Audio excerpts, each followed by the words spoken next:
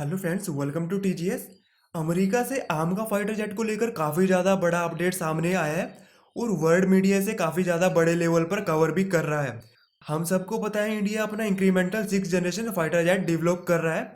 India ने इससे पहले 6 जनरेशन टेक्नोलॉजी पर कभी काम नहीं किया है और इंडिया को इसका इतना ज़्यादा एक्सपीरियंस भी नहीं है।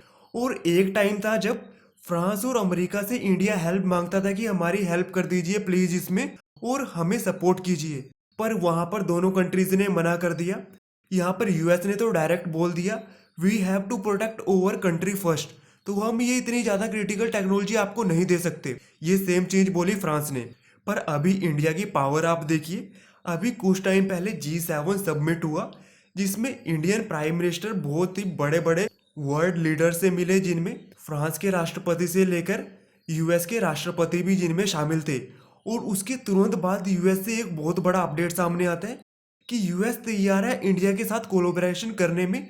और इंडिया जो अपना इंक्रीमेंटल 6 जनरेशन फाइटर जेट यानी एडवांस मीडियम कॉम्बैक्ट एयरक्राफ्ट बना रहा है, उसमें इंडिया को पूरी तरह से हेल्प करने में। यूएस ऐसा क्यों कर रहा है और इंडिया को यूएस से कौन सी टेक्नोलॉजी चाहिए? यूएस से इंडिया को सिर्फ एक चीज चाहिए, वो है एएमसी फाइटर जेट का पावर प्लांट। वेयर इंडिया सबसे ज्यादा लैग करता है कि इस टेक्नोलॉजी में, इंजन में। यहाँ पर तेजस फाइटर जेट में भी यूएस का जनरल इलेक्ट्रिक 404 इंजन लगता है। यहाँ पर आपके मन में क्वेश्चन होगा, आमका फाइटर जेट के लिए भी यूएस सेम इंजन दे रहा है ना, तो इसमें प्रॉब्लम क्या है? यहाँ पर इंडिया चाहता है टेक्नोलॉजी ट्रांसफर, वेराज यूएस ऐसा तो नहीं करने वाला।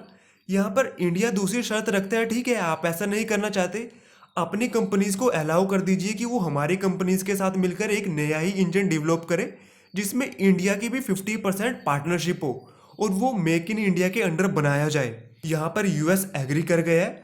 पर यूएस ने ऐसा क्यों किया? इसके पीछे भी रीज़न है। देखिए, फ्रांस ने पहले मना कर दिया था, पर आने वाले टाइम में इंडिया ने सबमरीन से लेकर फाइटर एयरक्राफ्ट तक और नेवल शिप से लेकर ट्रांसपोर्ट एयरक्राफ्ट तक बहुत बड़ी डील्स करनी है। और ये डील्स उन्हीं कंट्रीज को मिलेगी जो इंडिया की यहाँ पर हेल्प करेगा। तो यहाँ पर फ्रांस टोटली तैयार हो गया है।